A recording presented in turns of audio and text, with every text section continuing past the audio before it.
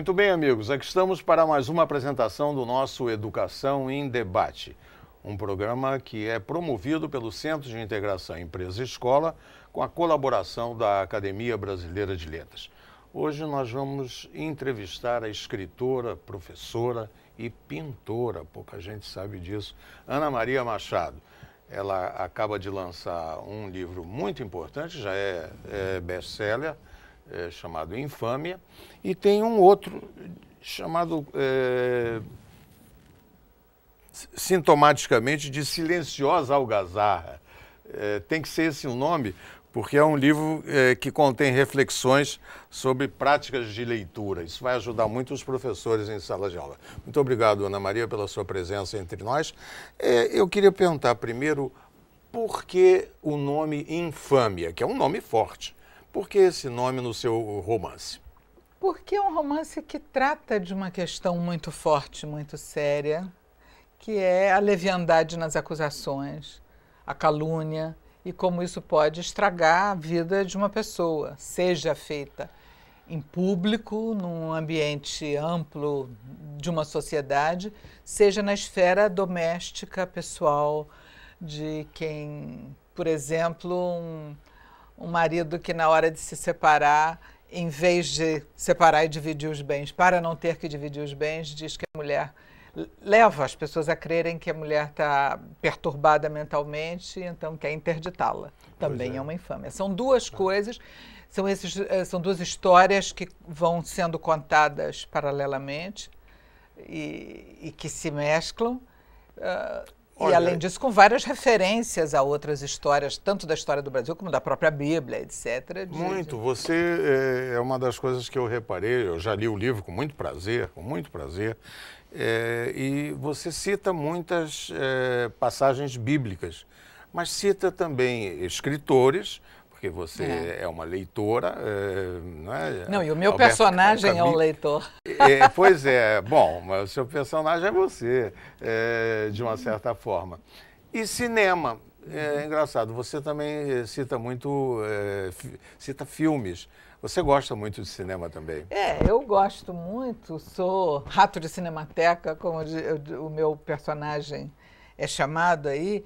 E eu não só frequentei muito cinemateca, cineclube, sou de uma geração cineclubística, mas eu dei aula sobre linguagem de cinema e televisão na Escola de Comunicação, quando ela foi criada. Era a cadeira que eu tinha lá. Na ECO. Universidade Federal do Rio de Janeiro. Em 68 e 69 eu dei aula lá sobre linguagem de cinema. Então, eu conheço alguma coisa disso, é uma coisa muito próxima a mim, realmente. Claro. Agora, Ana Maria, o livro é cinema também, sabe? Eu fiquei lendo o livro dizendo assim, mas isso aqui dava um filme formidável e quem sabe um dia será mesmo.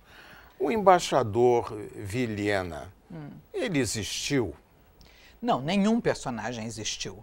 Nenhum personagem é um só, mas é um composto de vários que eu conheci na vida e o que li, imagino, ouvi falar. Eu acho que toda criação de ficção é uma mistura de observação, de memória e de invenção, né? Várias coisas em doses mais ou menos iguais. E ele ficou cego e colocou uma menina para ler para ele. E, paralelamente, então, vai acontecendo a história do Jorge, que é vítima, então, dessas coisas que são muito comuns na nossa sociedade.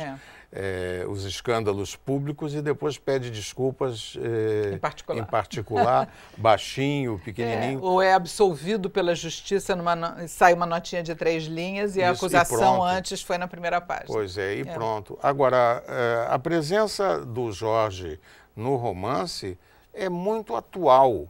Tem muita coisa que está acontecendo hoje. Com essa história de ministro que cai, outro... Isso foi coincidência, né? É coincidência. É coincidência. Ou premonição. Ou premonição, intuição, observação.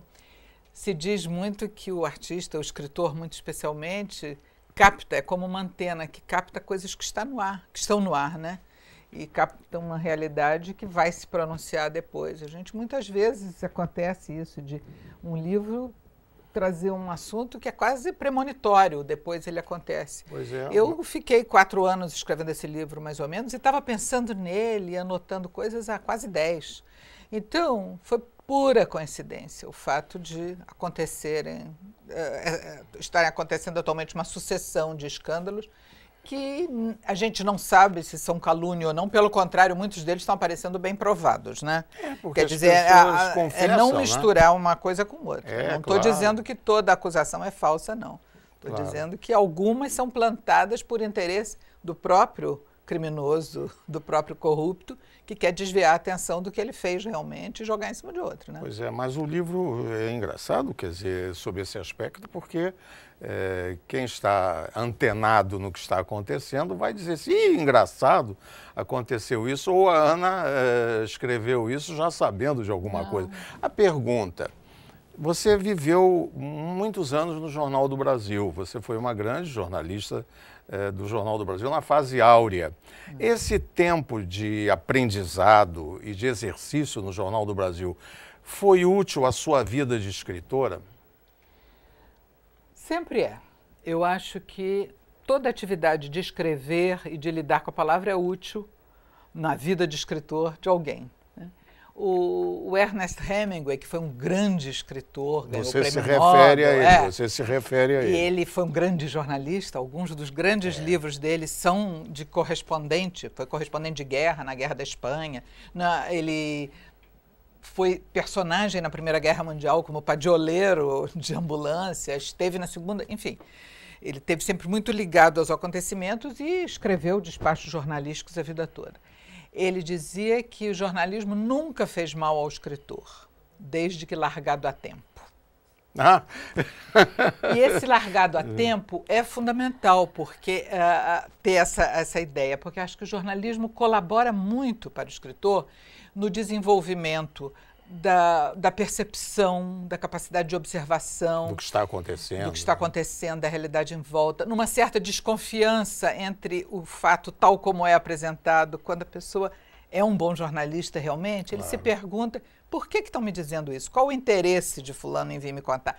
E então vai mostrando, vai percebendo que a realidade é mais redonda, tem algumas outras coisas que não estão ali. Além disso, o jornalismo dá intimidade com a língua, claro, né? Você tem que escrever. Isso é fundamental. Ensina a escrever rapidamente, com horário de fechamento, com tudo isso. Ou seja, a facilidade mesmo. Embora depois o escritor tenha que rever, reescrever. O escritor vai além. Vai além. É? Eu acho que tem uma grande diferença, ou duas grandes diferenças. A primeira seria que o jornalismo tem que ser factual. Ele tem um compromisso com o fato, comprovável, verídico, verificável. E o escritor ficcionista não tem nenhum compromisso com o factual. Pelo contrário, é com a memória dele. Ele é um ficcionista, ele é de ficção. Ele tem que inventar a partir dos fatos e criar alguma coisa que tenha um significado mais profundo do que aquele único fato. Ana Maria Machado, a nossa conversa está muito interessante, nós vamos fazer um pequeno intervalo e logo voltaremos entrevistando a escritora Ana Maria Machado. Até já.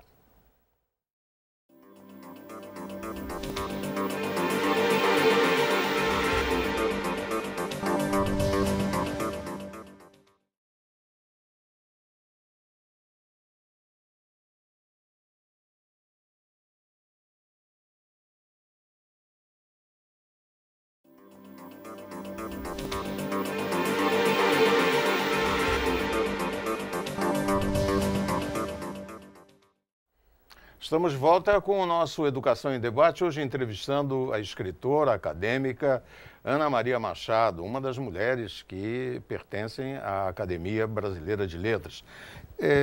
Ana, o seu livro Infâmia, que está aí fazendo sucesso, ele é dedicado ao Nilo, que eu conheci. Por que essa homenagem?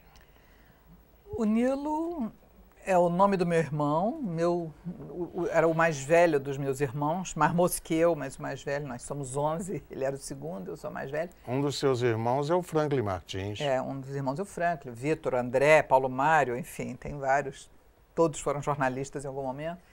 E o livro é dedicado ao Nilo porque o Nilo morreu enquanto eu estava escrevendo o livro. Então eu quis dedicar à memória do Nilo. Posso dizer a você, do convívio de muitos anos na Manchete, que era uma bela figura. Uma bela figura humana. Eu é que fiquei comovido com a homenagem que a irmã prestou ao Nilo. Agora, por que essa silenciosa algazarra? Eu acho que a Ana tem uma penetração enorme nas escolas brasileiras, porque ela é uma das principais, se não a principal escritora brasileira de literatura infanto-juvenil, premiada lá fora. Tem o Prêmio Nobel de Literatura Infanto-Juvenil, que é o prêmio Hans Christian Andersen, que é dado uma vez por ano a alguma escritora do mundo, e a Ana recebeu esse prêmio para alegria nossa como brasileiros. Agora eu queria saber o que você colocou aqui pela Companhia das Letras, que é uma grande editora também, como silenciosa algazarra. É para fazer barulho? Não, eu acho que... Bom, primeiro, o prêmio Hans Christian Andersen é a cada 2 anos, diferente. É de 2 em 2 anos. De 2 em 2. Mas aí no Silenciosa Algazarra, acho que a ideia de algazarra é que é um barulho de todo mundo falando ao mesmo tempo, mas de uma maneira alegre, de alguma maneira, há uma leveza, né? É um alarido, uma algazarra, algo assim como criança na hora do recreio da escola. A gente tem sempre essa sensação de algo meio alegre e brincalhão, mas são várias vozes ao mesmo tempo. E eu acho que as estantes de uma biblioteca, de certo modo, são uma silenciosa algazarra. Então, várias vozes ali, fechadas, em silêncio, esperando o leitor que vai fazer com que elas se manifestem. Isso é uma espécie de antologia? É uma antologia de textos de conferências e palestras que eu fiz, um ou outro artigo, mas geralmente são conferências, a maioria delas no exterior, sobre questões de leitura, políticas públicas de leitura, leitura e educação, enfim, várias. Algumas foram feitas aqui na Academia Brasileira de Letras. Algumas aqui. Inclusive porque hoje a Ana Maria Machado é uma das pessoas que cuida dessa questão dramática dos direitos autorais. Há uma certa licenciosidade em relação aos direitos autorais brasileiros. O que se pode fazer para melhorar isso? Você tem falado a respeito. Eu tenho falado no sentido de que eu acho que o assunto deve ser discutido e deve ser levado em conta a variedade de pontos de vista para olhar para ele, né? Eu acho que o trabalho intelectual tem que ser remunerado como qualquer outro trabalho. A maneira pela qual nós remuneramos esse trabalho atualmente é por meio do direito autoral. Não foi sempre assim. Quer dizer, houve um tempo em que quem escrevia estava ligado a um príncipe, a um duque, a uma corte, ou a um grande homem de negócios, comerciante ou banqueiro na época, que fazia o mecenas. E que então essa pessoa recebia, era o poeta da corte, era o pintor da corte, né? Então o trabalho intelectual era remunerado diretamente pelo poderoso de plantão. Não é a melhor maneira, porque evidentemente ele não podia falar mal desse poderoso de plantão. Do financiador. Do financiador. Então, mas era uma maneira. Houve outra maneira, lá pelo século XIX, em que muitas vezes se fazia por um sistema de assinaturas, quase. Quer dizer, as pessoas que queriam comprar aquele livro, aquela história ou algo daquele autor, se comprometiam antes e ajudavam a financiar o livro que então saía. Isso ainda existiu no Brasil até muito recentemente. Existe, enfim, se não houver uma maneira de remunerar o trabalho intelectual, só quem está muito bem de vida vai poder se dedicar a ele. Então, a sociedade vai perder a possibilidade de ter quem fale pelas camadas menos favorecidas ou quem traga um ponto de vista questionador. Então, caminha-se num sentido menos democrático, se não houver remuneração. Claro.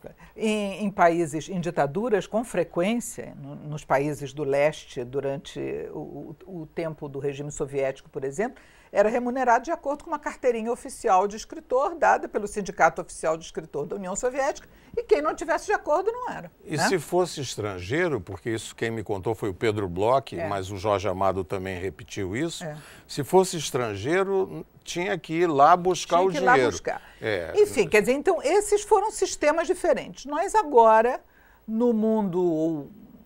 Não é só no mundo ocidental. Hoje em dia, no mundo desenvolvido todo, também se faz isso no Oriente, no Japão, etc. A maneira de remunerar que encontramos foi pelo direito autoral, que é pagar uma porcentagem ao criador.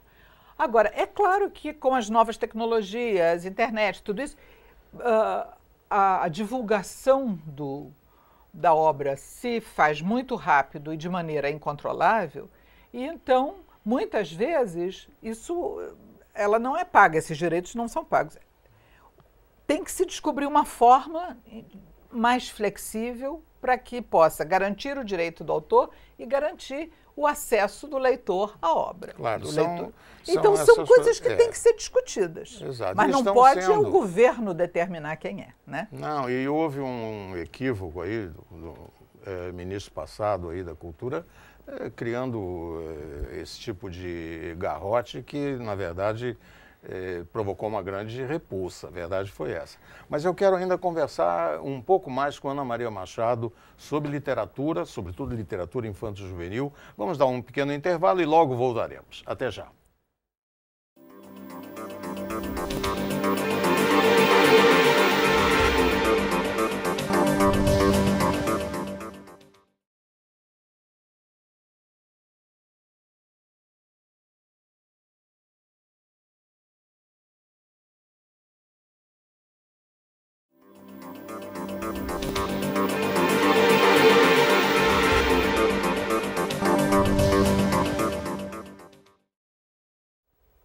De volta com o nosso Educação em Debate, hoje entrevistando aqui nesse programa que é promovido pelo CIEE e pela Academia Brasileira de Letras, a secretária-geral da Academia, escritora Ana Maria Machado.